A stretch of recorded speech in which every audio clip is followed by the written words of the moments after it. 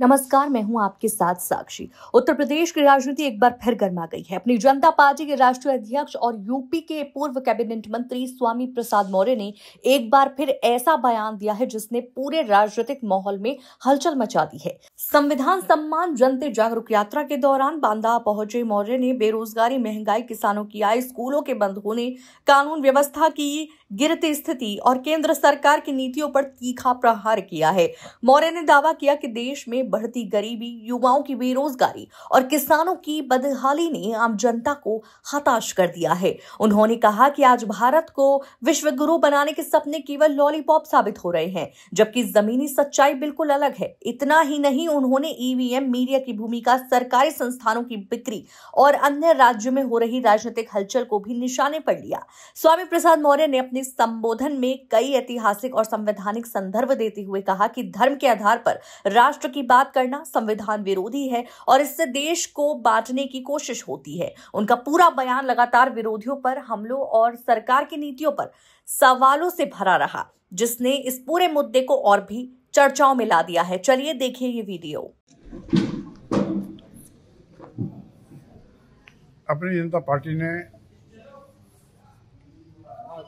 पूरे प्रदेश में संविधान सम्मान जनहित हुंकार यात्रा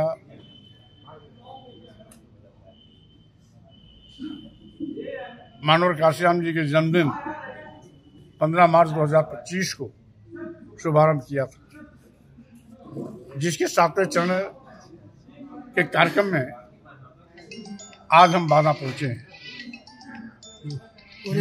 आज इस यात्रा का मुख्य मकसद है, जिस तरीके से भाजपा सरकार की गलत नीतियों के चलते देश का करोड़ नौजवान बेरोजगार हुआ, नौजवानों के सामने रोजी रोटी के लाले पड़े, भुखमरी कगार पर है, जिसपे हमारी मांग है कि नौजवान को रोजगार दो, रोजगार न मिलने तक उनको रोजगारी भत्ता दो।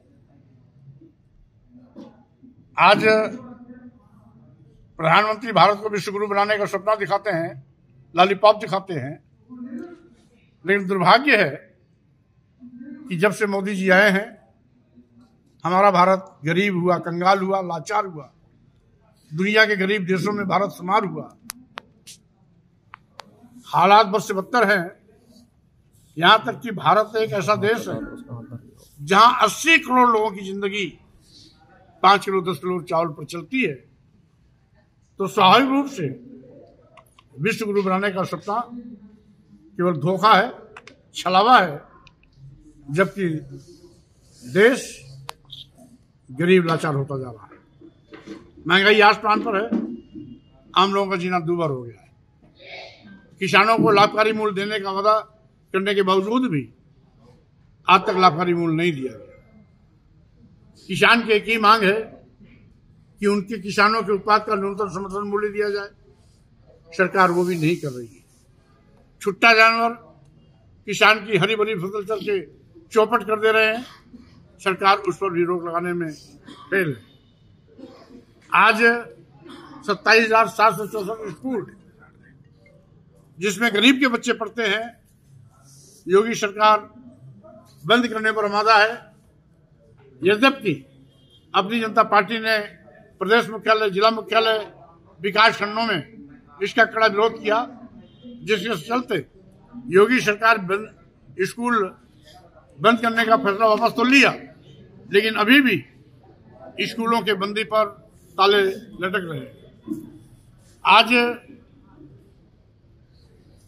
पूरे उत्तर प्रदेश और देश की कानून व्यवस्था ध्वस्त हो चुकी है।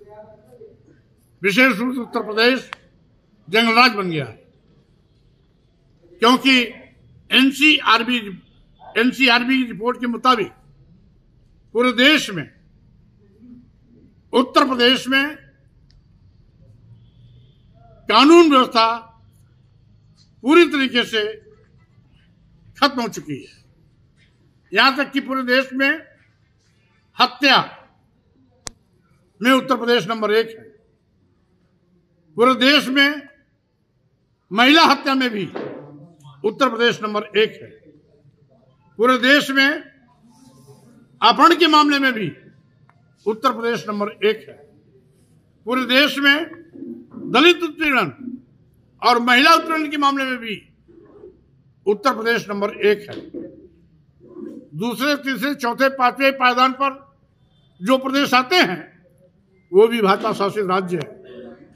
गुजरात, महाराष्ट्र, राजस्थान, मध्य प्रदेश ऐसे प्रदेश हैं जो उत्तर प्रदेश के बाद कोई दूसरे पर है, कोई तीसरे पर है, कोई चौथे पर है, कोई पांचवें पर है। मंत्री जी, आज केशव प्रसाद मौर्य जी ने एक बयान दिया। उन्होंने कहा कि बिहार के बाद अब बंगाल की बारी है, बंगाल के जंगल राज को बीजेपी उखाड़ फेंकेगी। बहरहाल मैं वहां भी आ रहा हूं।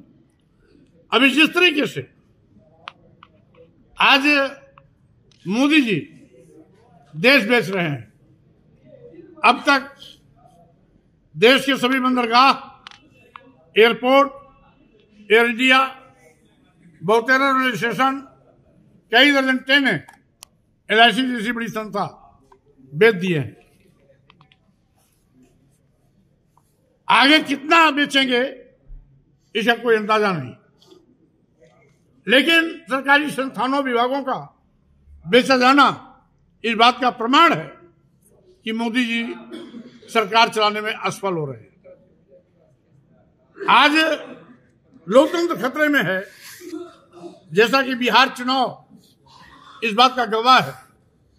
अभी चुनाव प्रचार के दौरान social media, electronic media, print media में बहुतेरे फोटो आए जिसमें भाजपा के मंत्रियों, नेताओं को खदेड़ा जा रहा था, प्रचार नहीं करने दिया गया, क्षेत्र छोड़ के भागना पड़ा।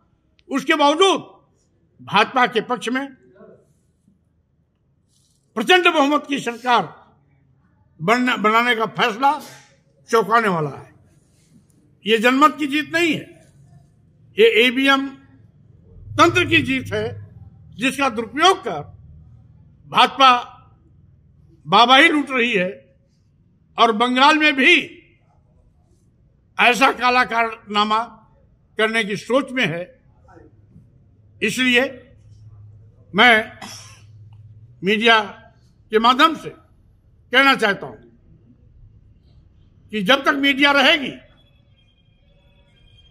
मोदी जी की साजिशें कामयाब होती रहेंगी। इसलिए EVM हटाओ, लोकतंत्र बचाओ, बैलेट पेपर लाओ, लोकतंत्र बचाओ। लोकतंत्र की रक्षा के लिए EVM को हटाना ही होगा और पुराने फार्मूले बैलेट पेपर पर चलना होगा। धीरेन्द्र शास्त्री जी को आपने देशद्रोही, संविधान द्रोही बोला। अगर संविधान और राष्ट्र के विरोध में कोई काम करेगा तो राष्ट्र विरोधी नहीं होगा तो क्या कहा जाएगा? सब जानते हैं हमारा भारत एक संप्रभु राष्ट्र है, जिसका एक संविधान है जिसे हम भारतीय संविधान कहते हैं। पूरा देश भारतीय संविधान से चलता है। हमारे देश में कई प्रकार के धर्म, संप्रदाय, पंथ हैं। इसलिए हमारे देश का संविधान सभी धर्मों को बराबर सम्मान देता है। इसलिए किसी एक धर्म के नाम पर राष्ट्र की मांग करना, इस संविधान के निर्देशन की अवहेलना है, देश को बंटवारे की ओर ले जाता है। आपको याद दिलाना चाहता हूं, 1923 में हिंदू महासभा ने इसी प्रकार की देश बंटवारे की मांग की थी। 1939 में हिंदू महासभा के राष्ट्रीय अध्यक्ष वीर सावरकर जब बने तो ये मांग परवान चढ़ी। 1945-46 में वीर सावरकर के उत्तराधिकारी जब आए, उस समय देश आजादी के मुकाम में पहुंच गया। और हिंदू स्वामी प्रसाद मौर्य के इन बयानों ने यूपी की राजनीति में नई बहस को जन्म दिया है। उनकी संविधान सम्मान यात्रा को विपक्ष अपनी मजबूती और जन सरोकारों की लड़ाई के रूप में देख रहा है, जबकि सत्ता पक्ष इसे निराधार आरोप और गुमराह करने वाली राजनीति बताता है। आप क्या कहना चाहेंगे इस पर? हमें अपनी राय जरूर दीजिएगा कमेंट सेक्शन में, और साथ ही हमारे चैनल को ऐसे ही खबरों के लिए सब्सक्राइब कर लीजिएगा।